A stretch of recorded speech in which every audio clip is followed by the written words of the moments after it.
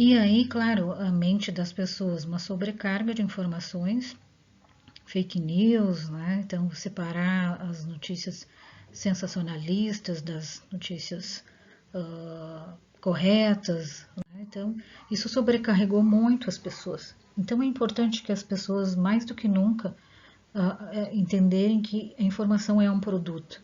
Né? Então, essa aqui é uma analogia que é a caverna de Platão, e como a manipulação das informações elas estão em alta.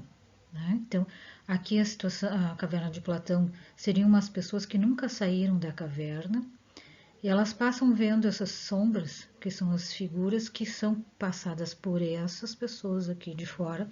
Elas colocam o que elas querem aqui e as que nunca saíram da caverna, elas acham que o mundo é, é só isso. Então, elas estão vendo lá o que está sendo projetado. Mas, se a pessoa não. Aí, um deles aqui que se questionou: mas é só isso? Não tem mais coisa? Será que o mundo é só isso? Começa a questionar. Isso é importante que todo mundo questione, né? Não receba as coisas empacotadas.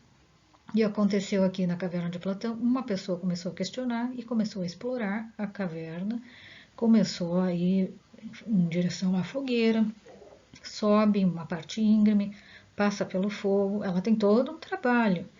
Né? Aí tem mais uma outra parte que ela tem que escalar e de repente ela sai e ela vê que existe um mundo lá fora.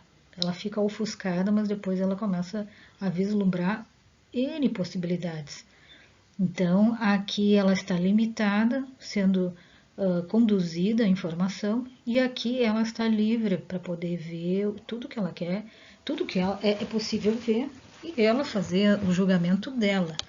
Né? Então, é trabalhoso, mas as pessoas cada vez mais precisam buscar as informações por elas mesmas em fontes originais, porque quanto mais derivada, mais manipulada, e assim, em situações extremas, como a gente está vivenciando, né, elas revelam o que o ser humano tem de melhor e o que tem de pior. Então, o que a gente viu assim de situações de corrupção, né, vários problemas e pessoas se ajudando, pessoas sendo solidárias. Né, então, e aí, questão de saúde mental, quem se sentir que está chegando no limite, e limite é um sinal de perigo. Então, essa pessoa tem que fazer alguma coisa para colocar, digamos, o ponteiro mais para cá, para ter uma reserva de energia, porque se acontece um estresse extra, se ela está aqui, consome esse restinho de energia e a pessoa entra num colapso. Então, isso é para a vida. Todas as pessoas que se sentirem no limite têm que fazer algo para mudar, para melhorar, para se sentirem melhor. Então, é isso, verificar o que, que não está bem, dormir bem, se alimentar bem, fazer atividade física, fazer mudanças.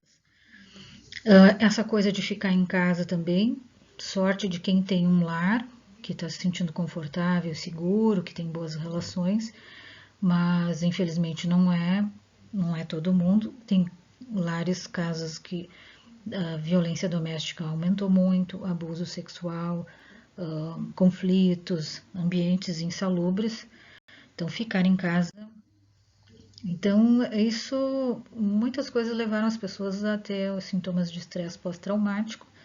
Então, é esse medo da morte, né, essa insegurança, pessoas tendo sonhos, pesadelos ou lembranças invasivas. A pessoa se sente meio anestesiada, parece meio longe das coisas, fica meio retraída, meio insensível ao ambiente.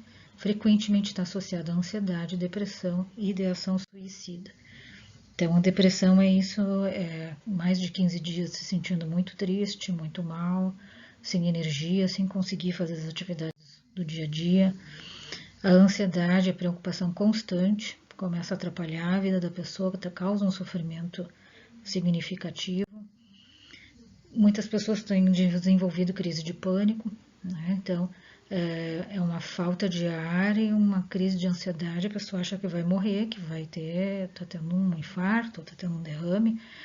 E aí claro que as pessoas que estão na primeira crise de pânico acham que vão morrer Então é muito importante o controle da respiração no quadro de ansiedade. Existe vários controles de respiração, mas um deles é a respiração do quadrado.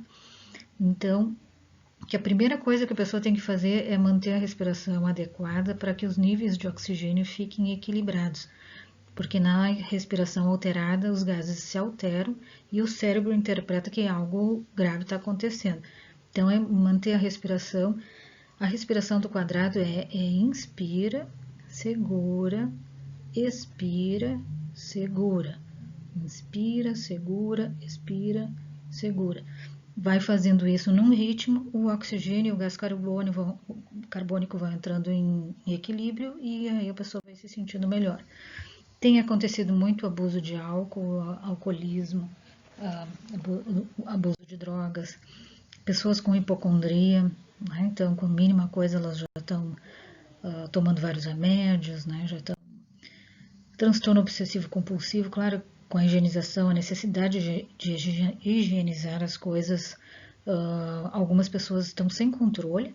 Uma coisa é limpar, fazer a higienização, outra coisa é uma coisa compulsiva, a pessoa não quer mais fazer isso, mas algo está mandando, né?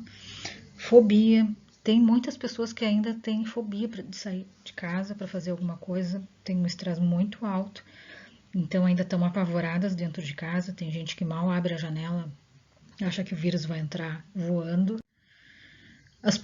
Muitas pessoas ficaram doentes, não foram fazer ficaram em casa, não foram fazer seus exames, não foram buscar tratamento e com medo de ir no hospital e atrasaram, então estão com câncer mais evoluído, as suas doenças mais deterioradas porque não foram fazer seus tratamentos. Uma coisa que ajuda muito é uma rotina, né? Então as pessoas têm que ter rotina e organização, já que o mundo lá fora está desorganizado, ainda está caótico e indefinido, pelo menos dentro de casa as coisas precisam estar funcionando. E então rotina de sono e alimentação é uma das primeiras medidas, né, para quem está se sentindo mal mentalmente, né? Então tem que ter sono em dia para o cérebro se restabelecer e alimentação em horário, alimentação saudável. Atividades relaxantes parece uma coisa assim meio boba, mas isso faz com que o sistema nervoso, como foi falado no início, que fica muito ativado com aquele sistema de luta e fuga, quando se desvia para alguma coisa mais relaxante, aquele sistema se desliga e aí o sistema nervoso relaxa e ele precisa ter essa pausa. Porque se ele ficar o tempo todo naquela situação de estresse, ele está num desgaste e pode entrar num colapso. Então tem que ter momentos assim de desligar total, fazer qualquer coisa, né, que a pessoa esteja ali se divertindo.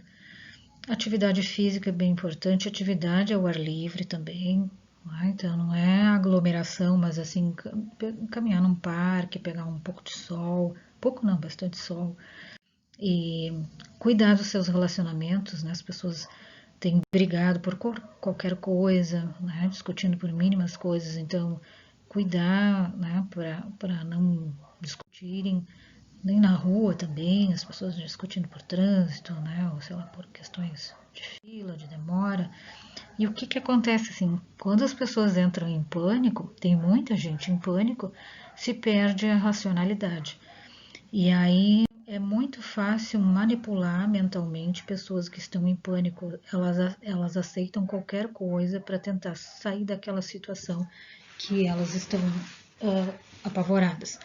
Então, sempre as pessoas buscarem a lógica das coisas, questionarem, não comprarem as coisas empacotadas, porque fica muito fácil de manipular quando as pessoas estão assim, num estado de pânico. E foi toda uma situação de estresse, né, ao longo desse 2020. Uma coisa que ajuda muito é a espiritualidade.